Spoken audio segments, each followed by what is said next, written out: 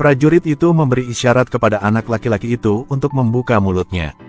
Melihat anak laki-laki itu bingung dan gemetar, dia membukakan mulutnya, lalu menodongkan senjata ke mulutnya. Saat mendengar suara tembakan, sang ibu menoleh untuk melihat. Namun dia sudah ditangkap oleh tentara Jerman. Mereka ingin memberikan sang ibu kepada sipir. Wanita dan anak-anak yang tersisa semuanya ditembak mati di tempat. Adegan brutal ini disaksikan oleh pasukan Soviet di hutan. Sang pemimpin Saripov patah hati. Dia tidak tahan dan ingin segera membunuh semua bajingan-bajingan itu. Rekan-rekan satu timnya segera menghentikannya. Bertindak gegabah hanya akan menghabiskan nyawanya. Jika ingin balas dendam, dia harus bertindak cerdas. Mereka menduga di dalam hutan pasti ada pengintai Jerman. Setelah beberapa saat mencari, akhirnya mereka menemukan target mereka.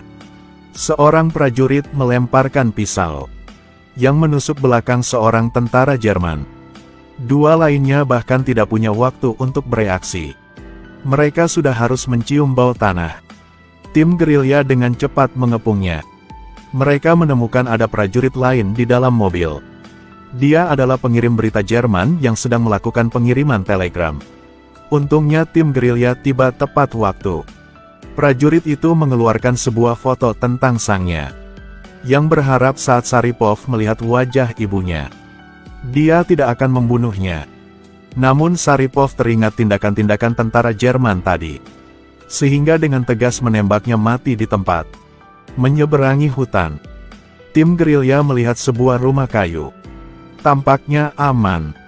Saripov memutuskan akan beristirahat bersama rekan-rekan satu timnya di sini.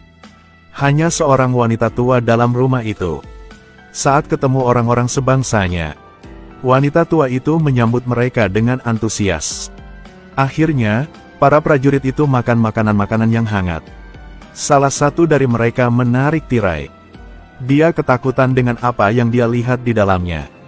Selama kepanikan, seorang prajurit tidak sengaja meninggalkan lencananya di atas meja, yang menyebabkan bahayanya tersembunyi. Ternyata mayat-mayat yang teratur rapi di dalam ruangan itu. Semuanya orang-orang wanita tua itu. Mereka semua dibunuh tentara Jerman. Karena ketuaan dan kelemahan, dia tidak mungkin menguburkan mereka. Setelah tim gerilya menguburkan mereka untuk wanita tua, mereka mendengar suara mesin mobil yang melaju ke arahnya. Sehingga buru-buru keluar dengan pintu belakang. Dengan sangat cepat, tentara Jerman telah datang. Mereka menemukan sebuah lencana dan pecahan-pecahan kentang di atas meja, dan menyimpulkan bahwa tempat ini menampung pasukan Soviet. Wanita tua itu ketakutan. Seorang perwira memberi isyarat kepada para prajurit, dan kemudian berbalik untuk pergi.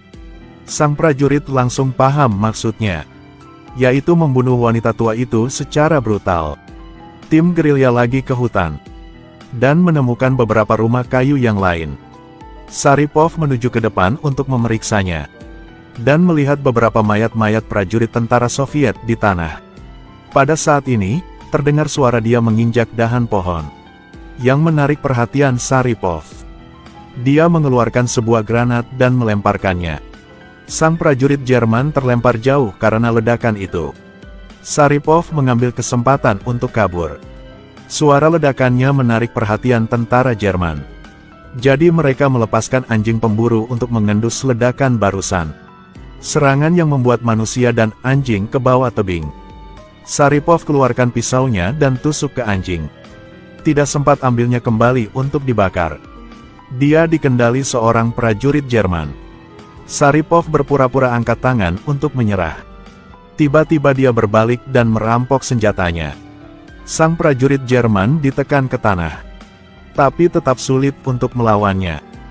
Dia menggunakan dua jari, ingin mencungkil mata Saripov. Bola mata Saripov hampir rusak. Untungnya, dia meraih senjatanya tepat waktu, dan menembak tembakan ke pinggang sang prajurit Jerman. Setelah lolos dari maut, dia berkumpul kembali dengan rekan-rekan satu timnya, dan dengan cepat meninggalkan tempat ini. Tapi pasukan Jerman pun mengejar mereka dengan sengit. Tidak biarkan mereka waktu untuk beristirahat. Tim gerilya mencapai rawa. Mereka memegang tongkat untuk mengarungi air. Untungnya mereka semua aman. Setelah pasukan Jerman mencapai tempat itu, mereka semua tak berani melangkah maju. Tim gerilya akhirnya lolos dari bahaya. Sebuah pesawat terbang tentara Jerman muncul di langit, yang mengirim banyak surat menyakinnya untuk menyerah. Seorang prajurit Soviet ingin menyerah. Rekannya segera ingin menembaknya mati. Tapi dihentikan sang pemimpin Sharipov. Dan sang prajurit baru saja turun rawa. Dia tidak bisa bergerak. Rawa di bawah kakinya seperti tangan iblis, yang terus-menerus menariknya ke bawah. Sang prajurit hampir tenggelam. Jadi dia berbalik dan meminta bantuan. Tapi rekan-rekannya berdiri di tempat untuk melihatnya. Tak lama kemudian, dia ditelan rawa.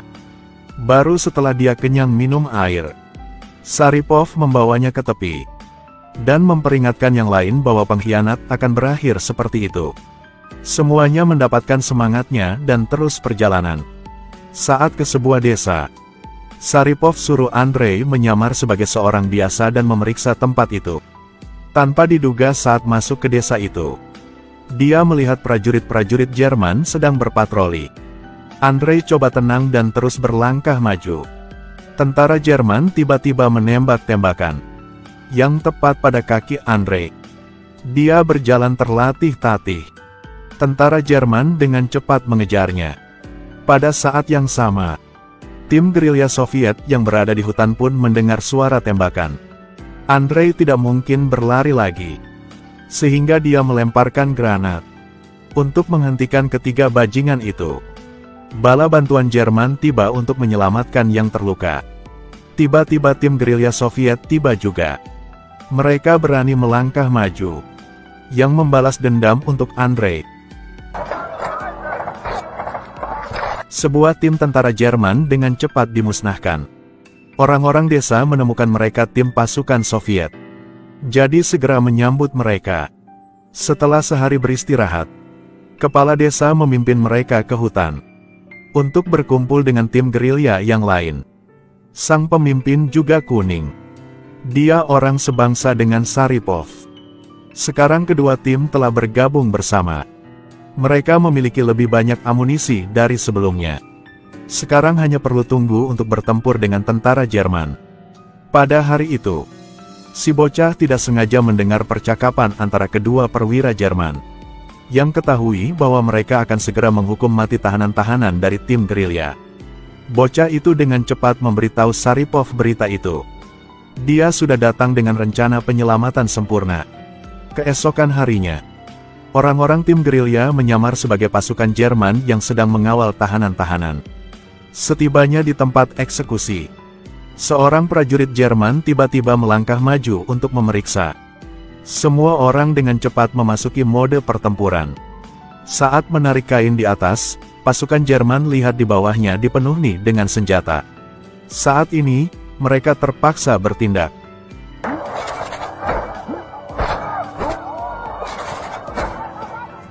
Mengandalkan keunggulan jumlah orang, tim gerilya dengan cepat mengendali situasinya. Pasukan Jerman dengan cepat turunkan senjatanya untuk menyerah. Saat ketahui berita ini, komandan Jerman sangat marah. Dia memutuskan untuk menggunakan metode sama untuk balas dendam. Mereka menangkap seorang dari tim gerilya, mengunci dia, dan dengan sengaja mengatur kesempatan agar dia melarikan diri. Sang gerilya lihat penjaga telah mati. Dia tidak banyak pikir. Tentara Jerman segera mengikutinya. Akhirnya mencapai markas rahasia tim gerilya. Pertama-tama, mereka menembak tembakan terus-menerus, lalu mengebom ke markasnya. Sejumlah besar tentara darat mendekati mereka.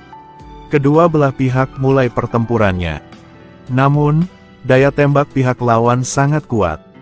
Tim gerilya hanya bisa meninggalkan markasnya, sambil melawan musuh, mereka mundur. Di bawah bimbingan kepala desa, mereka ketemu atasannya. Tetapi tentara Jerman tidak berhenti. Mereka membawa sekelompok wanita Soviet ke hutan. Sharipov membawa timnya untuk menyelamatkan mereka. Tanpa sadar itu perangkap yang dibuat tentara Jerman. Mereka dimasukkan kereta api oleh tentara Jerman. Tiba-tiba tim gerilya muncul. Setelah membunuh 2 penjaga, mereka bergegas maju. Tentara Jerman tidak sempat menembak. Setelah menyelamatkan orang-orang ini, Saripov dan Zhukova ambil tindakan di 2 arah berbeda agar saling melindung. Namun, segalanya sudah dikendalikan tentara Jerman. Komandan tentara Jerman mulai berburu. Keduanya segera dikepung tentara Jerman. Mereka terus-menerus bersiul. Saat ini, mereka hanya bisa saling mengandalkan untuk terus berjuang. Komandan Jerman membidik targetnya dan menembak. Yang tepat di perut Zhukova. Saripov menyembunyikannya di balik pohon. Memanfaatkan saat mereka mengisi amunisi, Saripov melemparkan granat. Ini kesempatannya untuk kabur. Namun, Zhukova tidak lagi menahan. Setelah Saripov ke markasnya, dia mencurigai ada mata-mata di dalamnya. Saat ini dia menemukan seorang pria yang membawa gitar di belakang. Penampilannya yang kucing-kucingan. Saripov tunggu para prajurit mengepungnya.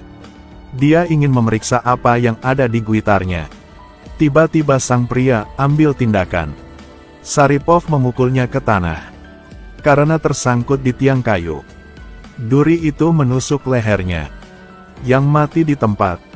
Setelah membuka peti itu, di dalamnya ada radio kecil. Sekali lagi, lokasi barak tentara Soviet ditemukan. Tentara Jerman mengumpulkan tank dan pasukannya, bersiap-siap untuk memusnahkan pasukan gerilya. Tentu saja, pasukan gerilya tidak akan tunggu kematian tiba. Mereka pun menemukan markas sementara tentara Jerman, dan memutuskan akan menangkap hidup-hidup salah satu komandannya. Pada malam hari, mereka menyelinap ke dalam, yang tempatkan bahan peledak di sekitar markasnya. Tunggu sampai keesokan harinya. Seiringnya dengan perintah Saripov, tentara Jerman tetap dalam keadaan kabur. Pertempuran mulai. Saripov langsung mendorong sang komandan ke tanah. Keduanya jatuh ke danau. Sang komandan Jerman seperti bebek yang patah sayap. Tidak dapat lakukan apapun di dalam air. Dia hanya bisa berjuang di air. Tim gerilya bawa sang komandan dan mundur. Sejumlah besar pasukan Jerman telah menyerang di belakang. Bala bantuan tim gerilya sudah tiba. Kedua belah pihak bertempur sengit di tengah hutan. Wanita pun ambil senjata dan ikut tempur. Tapi jumlah pasukan Jerman banyak. Tim gerilya tidak dapat melawannya. Mereka tetap melawan sampai akhir. Akhirnya tinggal Saripov. Sang komandan tahu dia tidak mungkin untuk hidup. Dia tutup mata tunggu kematian datang. Saat tentara Jerman mendekatinya, Saripov hanya tinggal beberapa peluru lagi. Di pertempuran pamungkas melawan musuh, dia terkena beberapa peluru. Dalam kabur, dia membuka lengannya. Kedua anaknya bergegas ke pangkuannya. Saat Saripov sadar kembali, dia dibawa pergi anggota tim penyelamat. Film ini berjudul Leto 1941 Goda, dan diadaptasi berdasarkan kisah nyata. Karakter Saripov adalah orang berkulit kuning dari Kazakhstan. Karena unit tempatnya berada diserang oleh tentara darat Jerman, maka sejak tahun 1994 ia memimpin tim gerilya di wilayah pendudukan Jerman.